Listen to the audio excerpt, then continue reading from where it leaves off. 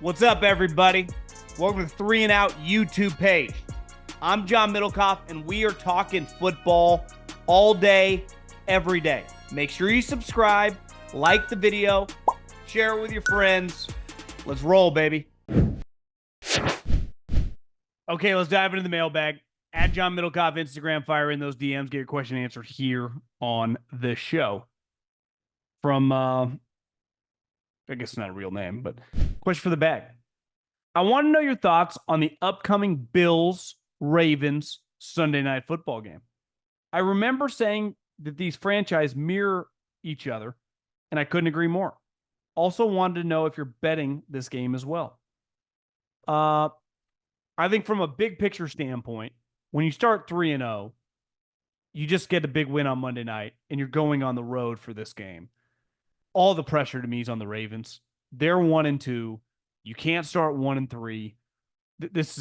It's way more pressure on the Ravens than it is the Bills, just based on their record, and it's at home. But I looked. This is a tough little stretch for the Bills. Get the Ravens Sunday night in Baltimore. Following week, Houston Texans in Houston. Then the following week, the Jets, Monday Night Football. So I think if you're the Bills, if you win 2 out of 3 of those games and you are 5-1, I mean, you're in right there for the number 1 overall seed. If you lose 2 of 3 of them and you're 3-2, I think we go, God, you beat up on the Jags. You came flying back against the Cards. You beat the crap out of the crappy Dolphins, but you played 3 potential playoff teams and you lost. So if they don't win this game, they would have to win the next 2 games to feel really good and kind of validate where I think they're going to go. But I would lean the Ravens in this game. I just think they got way more on the line. You start 0-2 in the fashion in which they did, you're kind of digging yourself out of a hole. But I was burned so bad by the Ravens in that game against the Chiefs. I just have a hard time putting money on them right now. But I would take the emotion out of it. If I was to gamble the game, I would put money on the Ravens. One thing I've been doing, and if you follow me on social media, you saw I hit a big touchdown parlay. $75 turned into 9,200. Felt pretty good. I don't think the people at DraftKings, my partners, were too happy with me. Because I've hit 2 parlays, one in the U.S. Open for about 19 grand and that one for 9. I almost hit an outrageous one 2 weeks ago that would have paid like $200,000. It was like a $50 parlay. I do like doing touchdowns. So if I don't feel great about the game, gambling on it, like the Monday Night Football, there were 2 games. I put money on Brian Robinson. I put money on Khalil Shakir. I put money on Jamar Chase and one other guy to score a touchdown. And they all scored touchdowns. Jamar actually scored 2. So, I would like Henry to score. I think Keon Coleman's going to score another touchdown. I would do that. So when I don't like gambling on a game, on a night game, or I'll do it again on the doubleheader for Monday Night Football, I will bet touchdowns. Take, whatever, $20, $30, $50, and pick like 4 guys. Anytime touchdown. Running backs and receivers. So to me, James Cook, touchdown machine. Khalil Shakir already has 2 touchdowns on the season. Like, he's kind of a go-to guy for Josh. And clearly they're going to try to keep Derrick Henry in the mix. So that's probably the way I'm going to gamble that game. And it's a way that, like, instead of putting a lot of money and sweating out the whole game, you parlay 3 guys, pays, I don't know, you can get it to like 10-1. And you root for guys to score touchdowns. I'm not just saying that because they're paying me. I legitimately have been doing that, and it's been awesome. And I won. And I gave Marie a huge hug because we were about to eat dinner in the 4th quarter, and I saw that ball go up. I'm like, please be to 1. And then I saw it was Jamar Chase, and I went fucking bananas. Is it my imagination, or do NFL players get injured more frequently than they used to? Especially despite major advances in medicine, health, and technology. Still early in the season, and it seems like nearly every team is already dealing with an onslaught of injuries. Well, I don't think you're wrong. I think my theory has been twofold. One, there's a reason when you are preparing to go to the octagon or a boxing match that you consistently spar. And before, like the last 15 years, in the history of football, you had double days in pads. Hell, when I was a kid in high school, we had 3 straight weeks of double days in 110-degree heat. It sucked. It was really hard. But when I got to Fresno State, same thing. Maybe after 2 weeks, you get one practice off. And you develop calluses, and it toughens you up. I also think that guys now, which is commendable, they train all year long. Well, forever, guys would take a lot of time off and work themselves back into shape. I do wonder if just the constant working out and never really taking any time off at the level in which these guys train is hard on your body. So you play football when you've been training 365 to get stronger and bigger than ever. And then the only time you full speed hit is in games. I mean, there are stories, back in the early 2000s, and the history of the league is like, you'd be in full pads definitely Wednesday and Thursday in the NFL. I bet a lot of teams as the season goes on don't really practice in full pads. How can you prepare for a football game when you're not doing that? I think it's very, very difficult. And I think that's a huge, huge reason for the onslaught of these injuries. This is from Harrison, who's got 7.8 thousand followers. Doing pretty well here, Harrison. Wanted to give you props for saying that after watching the Bears-Colts game, a little closer, you were impressed with Caleb than you initially thought. Clearly, he's missed some throws, but has gotten better every week.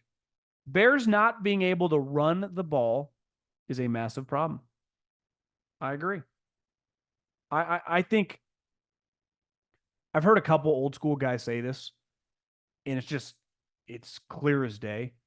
When you can run the ball, it takes so much pressure off any quarterback, let alone a rookie. And the Bears, to throw the ball 50 times in a game where the majority of it you were down single digits, is like, you got to be high on drugs. How is that possible? How can you throw that many times when I'm pulling up the game because I don't want to get the score wrong, but the halftime score was 7-0. It was 7-3 with like a minute left to go in the third quarter. And then they scored and went up 14-3. So the overwhelming 60% of the game, you're down 7-0 or 7-3. You got to run the ball more. You have to. And maybe DeAndre Swift isn't that, then play someone else. Do you think the Jags could fire the current coaching staff and hire Belichick and McDaniels? As much as I like Doug, it's clear the team is not organized and our game plans are pathetic. Well, if Belichick returns, the Jags or whoever, I think it is fair to assume, and it would be an upset if Josh McDaniels is not his offensive coordinator. Like, I think, do we have universal agreement on that? I think it'd be a pretty big curveball if wherever Bill goes, if Josh is not his OC. I think the defensive coordinator is kind of clear too. For whatever reason, and hell, this guy might be nice and cool outside of football, Bill loves Matt Patricia. If you end up on any of Belichick's YouTube stuff, Patricia's sitting right next to him. Obviously, Patricia doesn't have much going on either, but it shows you, like, obviously Bill and Lombardi are boys, but he loves Patricia. So and if you watch some of these, like, Bill will talk a little shit. Like, Bill will say, Patricia still talks like a coach afraid to offend anybody. It's like, bro, nothing angers me more than, like, if you're going to be in this space and talk about it and, like, talk about the games, like, can you be critical every once in a while? It's not like you're Mr. Entertainer like John Gruden, who I would say leans a little positive, even though if you got him off mic, he could probably be pretty negative. But John's like hooting and hollering. Patricia's just like, can you bring anything more to the table than something I could say? Coached in this league for 20 years. But I think I would assume, let's just hypothetically say, Doug's fired at the end of the season. So is Balky. The coaching staff would be Bill as the head coach, McDaniels as the offensive coordinator, and Patricia as the defensive coordinator. Which would be, I mean, how fun would that be for Trevor? I love touchdowns. Tutties, taking it to the house, in for 6. I call them tugs. Whenever you call a touchdown, one thing's for sure. Touchdowns matter more at DraftKings Sportsbook, an official sportsbook partner of the NFL. On the ground, in the air, special teams or defense, we do not care how they score them. We want to bet on touchdowns. And DraftKings Sportsbook is delivering. Ready to place your first bet? Try betting on something as simple like picking a player to score a touchdown or how many touchdowns will be in a game. Go to DraftKings Sportsbook app and make your pick. Ready to do a touchdown dance on your own? New DraftKings customers bet $5 to get $200 in bonus bets instantly. Score big with DraftKings Sportsbook, the #1 place to bet touchdowns. Download the DraftKings Sportsbook app now and use the code JOHN, J-O-H-N. That's code JOHN. New customers get $200 in bonus bets when you bet just $5. Only on DraftKings. The crown is yours. Help me understand what it is about teams like the Pats of the 2000s and now the Chiefs, where opponents all of a sudden do stuff uncharacteristically. Looking at the Falcons, Bengals, and Ravens games versus the Chiefs, there were several head coaching plays, calls, decisions by the coaching staff. I do think once you get to a certain level, if you're playing, a great NBA team, if you were playing Tiger Woods or Scotty Scheffler in their prime in golf, if you're playing one of the big 3 tennis guys, Joker, Nadal, Federer, any of those type. I know the new guy, I forget his name, the Spanish dude, who's not obviously on their level yet. But when you get the aura of like, they're just going to win, they always win, I do think it gets in your head and you don't think straight, because it clearly happened to the Patriots a lot. Like teams would kind of mentally crumble and they wouldn't. Now, I think Bobby Knight always had the famous saying that dumb loses more games than smart wins. It's probably true. Like making mistakes is a big problem. But I do think there are certain opponents. Brady and Belichick were like this forever. As someone that loves Tiger Woods, he was definitely like this. Way back in the day, Jordan was, 100%. He would fall under this umbrella where you just get tight. You just get nervous. And I think it's human nature. Even if you didn't play college sports, if you played high school sports and you ever played against, guys that whatever the sport being, like this guy's going D1, you do feel it inside a little bit. If you, play tennis or golf and you're playing someone for money, I don't know, in tennis, do you play guys straight up for money like we do in golf? And you know that like you're not better than that guy. Even if you're out playing him, it can kind of get in your head when it gets net crunching time. I think the great part about all this stuff is at the end of the day, you're dealing with humans. Like this is not a computer based on like there are emotions. And I think the best way to have success in sports is to just play, not think. Like your thinking's part of your preparation, but you don't have to think while you're playing. It's what makes the teams the best. Like it's why the Patriots and the Chiefs, like it doesn't feel like they overthink stuff. I do think their opponents sometimes get in their own heads. It happened last year with the Ravens and Lamar. You could see it when they were playing. It's like, Lamar, just stop overthinking this. Definitely Todd Monken. I've been listening to you for a while. One of my favorite pods. I like this guy. I have a question about this past weekend. This is 2 weeks ago. I just can't wrap my head around the outcome of the Raiders and Panther game. I understand that Dalton is a more capable passer than Bryce, and he's a veteran. But how are the Panthers all of a sudden able to crush the Raiders the way they did? They couldn't do shit for 2 weeks, and I'm not even talking about the quarterback, but the offense in general. This game was never close, in my opinion. Another interesting weekend for bettors when all of the 0-2 teams win games. Have a great day. This piggybacks on what we just talked about. I think you see it a lot when a head coach is fired and an interim coach comes in. We're dealing with human beings.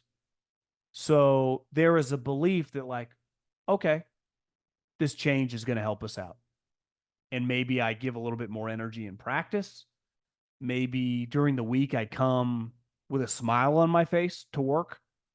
Monday, Wednesday, Thursday, Friday, and just more into the meetings and more attentive. I think you can never underestimate this part about sports in general, but specifically football, is the power of belief. And sometimes when it snowballs, you stop believing in a coach, you stop believing in a quarterback. You know, listen, we can debate whether, like, you can manifest things in life. You know, how the mind is clearly really powerful. I think I would argue that you can't, like, manifest specific things, but I do think when you put your mind to something, you gain positive outcomes over time. Might not happen immediately, but think as a player. Like, how could you, if you were Adam Thielen, have any faith in Bryce Young? How could you?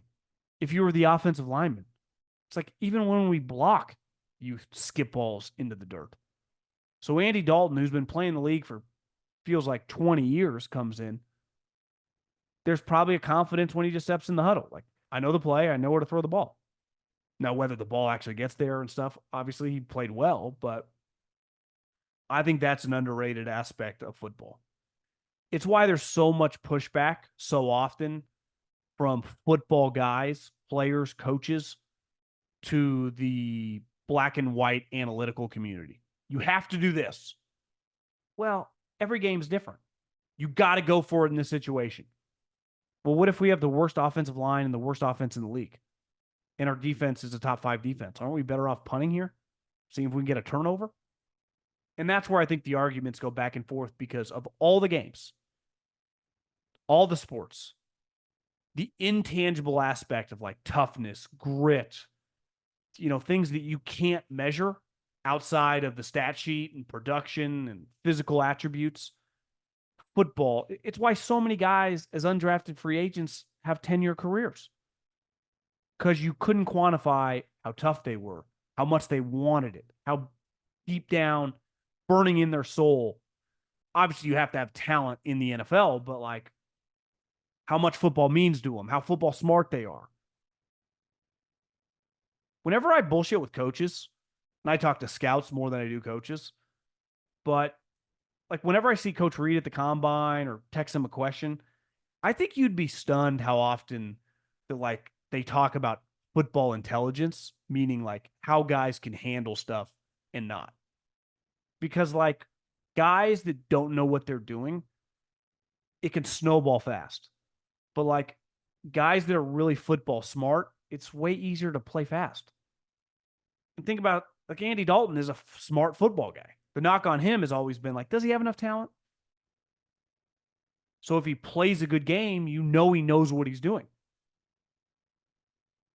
It'd be Andy Dalton in that game, if he was a basketball player, would have just had one of those days. He was like, God, dude, what, 8 of 9 from three-pointer? It's like, yeah, he was just hot, man. Couldn't miss. After the game, he'd be like, yeah, just felt good leaving my hand. Whenever I play Madden, I like to imagine what you, Colin, and McAfee would say about my team after every game. I'm a Seahawks fan, and wondering if there is a path out of the Geno Smith purgatory. He's not bad enough to get a top-round pick. He's not bad enough to get a top pick, but he's not good enough to make the throws late in games and big-time moments, and he is 0-5 against the Niners. Thanks in advance. I think you just got to trust in John Schneider. He is going to do something drastic and bold. And I think depending on how this season goes, if you win 11 games, who do you play? You play the Lions. So let's say you lose that game. Play the Lions in Detroit. Okay, I'll give you a loss. So you're 3-1. Let's just play. You play the Giants at home. I mean, you got a pretty good shot to be 4-1 going into that Niner Thursday game.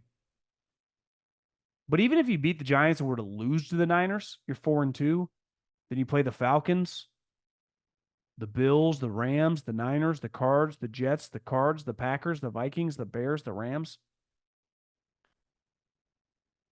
To me, there's a difference of being in purgatory and winning like 7-8 games and just being like, this sucks. If you're in purgatory and you make the playoffs and win double-digit games, like if you go 10-7 this year, and let's just be conservative and say you win a wild card, you don't win the division. So 2 out of 3 years you made the playoffs. That's pretty good. It's funny. I was texting with a buddy the other day, my buddy Scotty, who just texted me. We're going to put a little money on the international team for the President's Cup on DraftKings. You get them 275 to 1 before they tee off on Thursday morning. And I was saying, what's crazy about like the 49ers? They have been to 7 conference championships since 2011. 7. 3 Super Bowls and are 0-3. It sucks. Like, who knows? They may never win a Super Bowl again. I mean, it's possible. There's been some franchise, and the Eagles didn't win a Super Bowl first time in franchise history, 2017. There's no guarantee you're ever going to win one. But would you take that 15-year run where basically the majority of the years, you're not just good, but like you're a real player? In half those conference championships, you're going to the Super Bowl, and it's an incredible 6 months. And really, when you're good, it's an awesome year because you talk and think about your team a lot. Or would you choose the Giants, who have 2 of the more impressive underdog Super Bowl victories in the history of the league? I mean, 2007 is one of the greatest upsets of all time. It's your boy's first big sports bet. I bet all the money I had with my roommate Trenton, and we watched it alone, and it was awesome. I think they were got him at plus 13. But 10 of the last 12 years, the Giants have started 0-2. So it's like their highs have been incredibly high, and they got parades. But for a lot, if you're 30 years old, you've seen a couple Super Bowls, but you have seen a lot of shitty football. And I don't know if there's a right answer because there's nothing as a sports fan like, being invested, especially if you go to some games.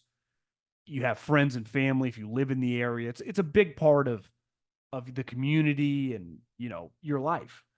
So winning a championship is incredible. But those shitty years, and if there's a lot of them, that sucks.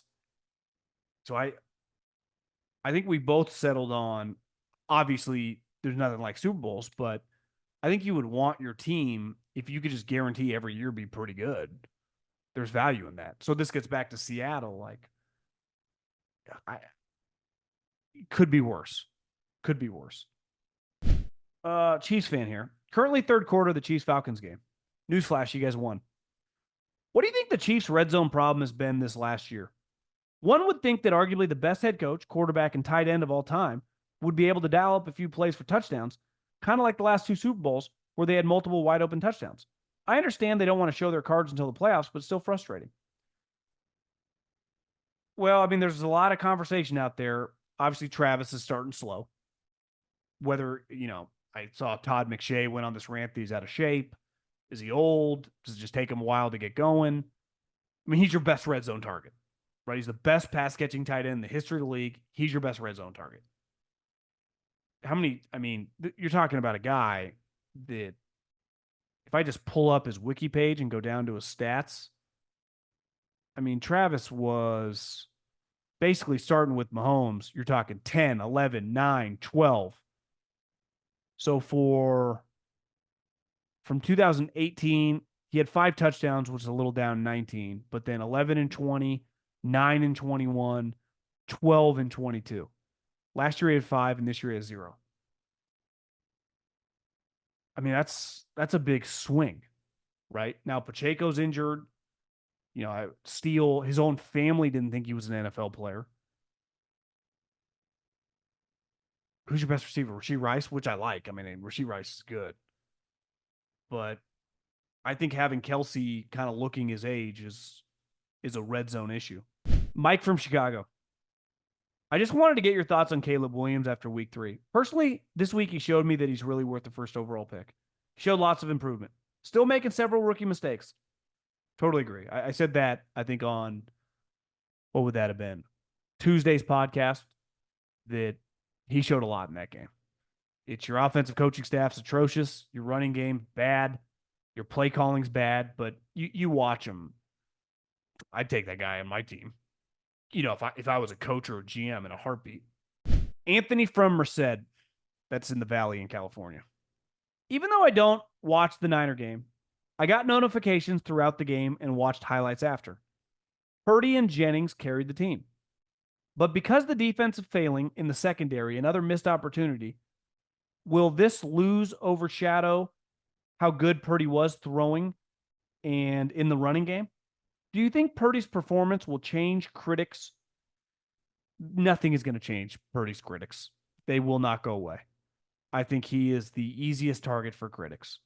And we've exhausted this conversation. It all has to do with his draft status. And when you're drafted later and you have success, you're a more polarizing player.